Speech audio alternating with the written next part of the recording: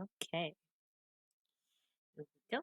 My name is Danny, and we're going to be doing symbolism in the Montero Call Me By Your Name music video by Lil Nas X. There's a little bit of a religious trauma and suicide content warning, so I would recommend skipping over this video if you don't like that. So, we're going to start with the garden, the way that the video opens as. And it shows this typical kind of like garden paradise life. And he starts with the phrase, "In life, we hide the parts of ourselves we do not want the world to see. We lock them away, we tell them no, we banish them, but here we don't. Welcome to Montero." So it's kind of his Garden of Eden, his paradise out of the real world. So the real world is scary and has death, but here in his paradise, he gets to embrace his sexuality, his identity, without being afraid that someone might come after him for it. And by releasing this into the media, he's actually saying that he doesn't care what people think of him anymore. He's just going to embrace his sexuality and identity.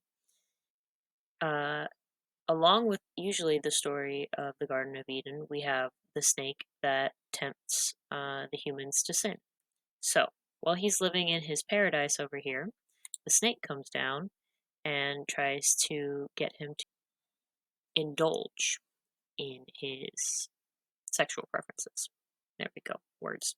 In biblical representation, the snake has been told as a personification of temptation, deceit, destruction, and evil, which is in most media when they want to describe something as like the devil. Sometimes instead of using the devil, they will use a snake as symbolism for it by saying you're succumbing to this particular type of sin. Symbolism, gotta love it. In the original biblical Hebrew, the snake can also represent curing or healing. The best example for this is going to be the herald's staff, the twin snakes on the staff with wings. That was started in the 16th century by the alchemists who were medical professionals at the time. And it's been used as the symbol for healing ever since. So that's how the snake can also be represented as healing in another religious standpoint. In the Jewish mythology, the half person, half human person, half snake can also be resembled by Lilith, Adam's first wife. Now, Lilith has been more recently used as a symbol of revolt against the patriarchy. So this is also kind of him just saying, like, against any religious traumas he might have had or against just basic homophobia. Doing this is how he revolts against the patriarchy and gets other people to kind of not be as afraid as they used to be or of what they are afraid of. When it pans out of that scene, we go into a frame of a tree that has these old this old Greek text on it. It's an excerpt from Plato's Symposium that reads, "After the division of the two parts of man, each desiring his other half." It is talking about a story of how an angry Zeus separated creatures that had 4 hands, 4 legs, 2 heads, and 2 hearts, and how they are always looking for their other halves as soulmates. Kind of, this is his way of saying like nobody chooses to be gay. Once you realize, you're just kind of like, oh dang. And it's nothing about choosing like how to love someone. It's just about finding your soulmate. As Professor Joseph Howley, professor of the classics at Columbia University, he says the passage speaks to capacity to imagine an equal level of naturality to all of what we think of as sexual orientation. It is an early example of how homosexuality and bisexuality represented as being familiar or acceptable in ways that they are not always in our society today. So, like I said, it's just kind of his way of saying it's not something that we choose. We're just trying to find the other one that makes us feel whole. After that, in the second verse, we get to the Colosseum because Montero gets or succumbs to the snake. So then he is accused of or condemned for falling for the temptation of sin. I guess in this case, lust, because a lot of this is lust. When you see the music video, and I'll show you a little bit at the end too, because I just didn't have enough space. The mob that is in the Colosseum is is completely made of stone, except for those who are prosecuting him, which are down here, which I will still show again in a minute. With them all being stone, it kind of represents that they, like, the mob has independent thought or has more of a mob mentality, or doesn't, my bad, doesn't have independent thought. It has more of a mob mentality. So instead of kind of just thinking, doesn't really, so what, he did him, okay, it's more of just like they're going to follow this few group of people that says that this is how it's supposed to be. And if it's not, then you're going to burn in hell. You're condemned in hell. Professor Roland Betancourt at the University of California, Irving, says that this scene casts Little Nas as a Christian martyr for the tradition of the Roman Catholics getting murdered for their faith.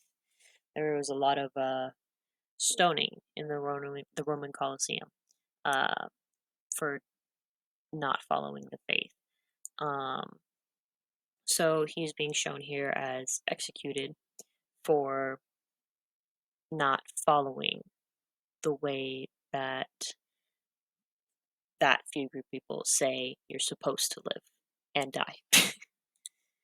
So when he gets stoned to death, he starts ascending in angelic light colors, and he faces this angel. This angel could also be a reference or a symbolism to the Greek mythology of the Trojan prince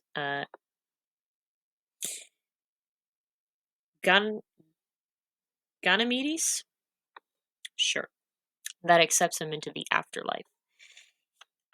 In the Greek mythology, Zeus kidnaps, as an eagle, Zeus kidnaps Ganymedes because he falls in love with him.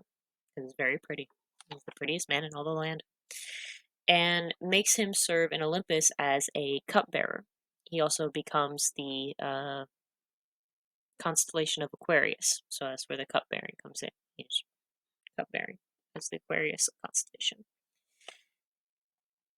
And he has often, or commonly portrayed as the symbol of homosexual love and acceptance. So Professor Betancourt says that in this moment of Christian ascent, you have this very queer iconography of this early example of representation of same-gender desires in antiquity. I see that scene of salvation as not that he's going to heaven, but rather he's having a same-gender consummation that is legitimized by pagan gods. This can be true because in just a moment, a very long pole pops out and Little Nas grabs it and starts his descent to hell. It's almost like he's saying, thanks, but this is where they told me I was going, and so I'm going here. I would rather have a hell that loves than a heaven that hates. So if all the queer people are going to hell, might as well go where my people are, right? During this scene in his descent, when he gets down here and he faces the devil, in this writing down here, it says in Latin, they condemn what they do not understand. So most people who do not understand are usually afraid. And that is the most common result of a type of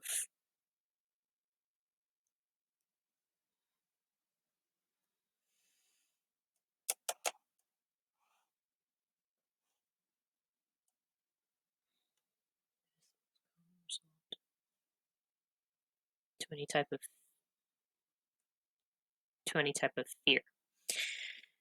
Usually when people are afraid, they act out in anger just because they don't understand it. They don't want anything to do with it, or some people are really resistant to change. So if something changes in the way that they've believed for so long, it can feel like a physical attack.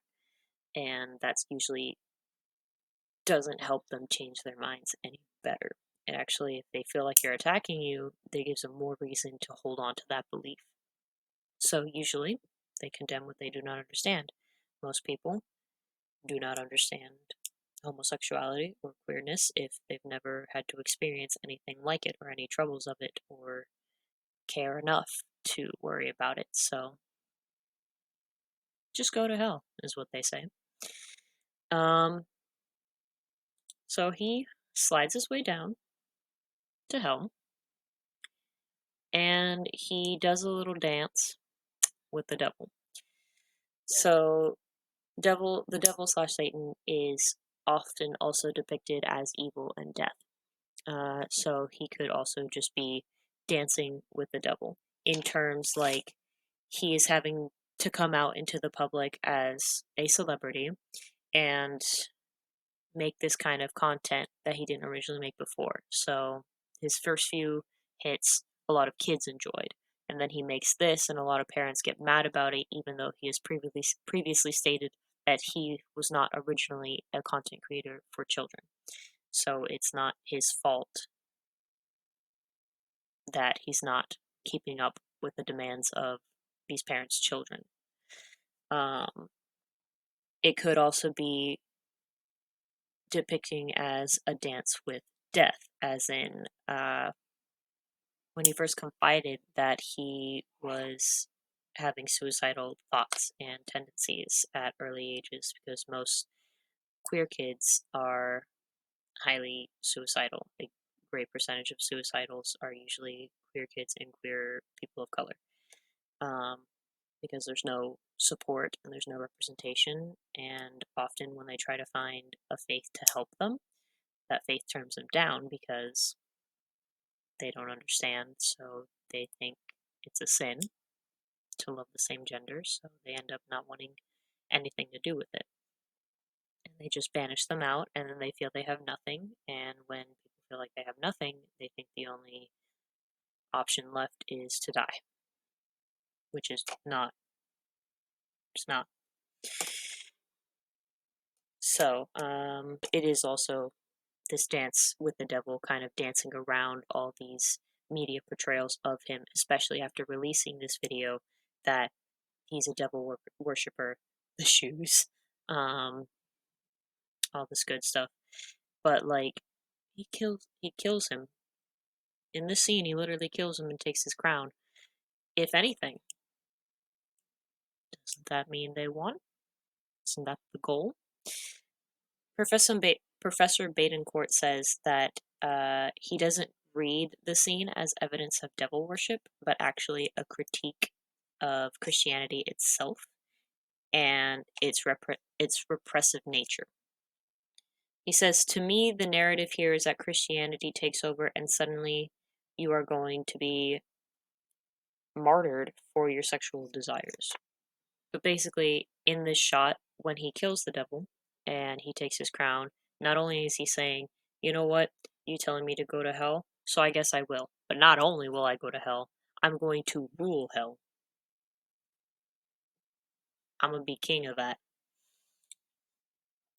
Another thing that I noticed in here is that every character, except for the devil, is played by him. So he is Montero, aka Eve.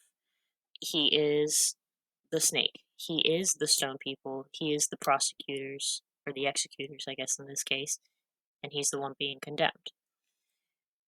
You are the victim of sin. This is so, in like, by him playing all of it, he is saying, like, you are the victim of sin, but you're also the person allowing yourself to sin. You are a prisoner to sin and desire, and you are the person condemning yourself for said sins. These and these right here, all of these are also him. You became the person who controls your life. So, all the talk about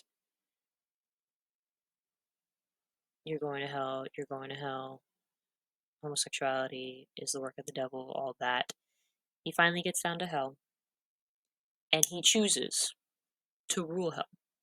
So he became the person who controls his life. Instead of the devil controlling his life, supposedly, for his homosexuality, he chooses to control that in his life.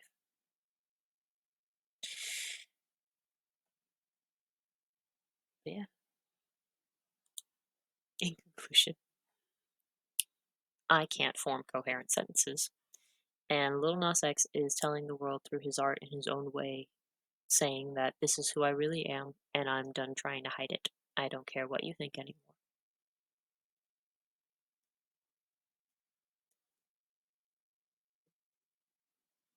I believe in the most recent interview, he says he's felt way better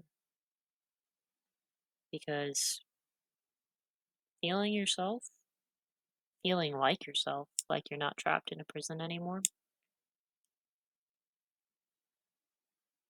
it's a lot more freeing. This is who I am. I'm not going to hide it, and I'm not taking your opinions, and nothing's going to change that. And that's awesome. That's incredibly rad. And that's why I wanted to do this music video. These are my sources.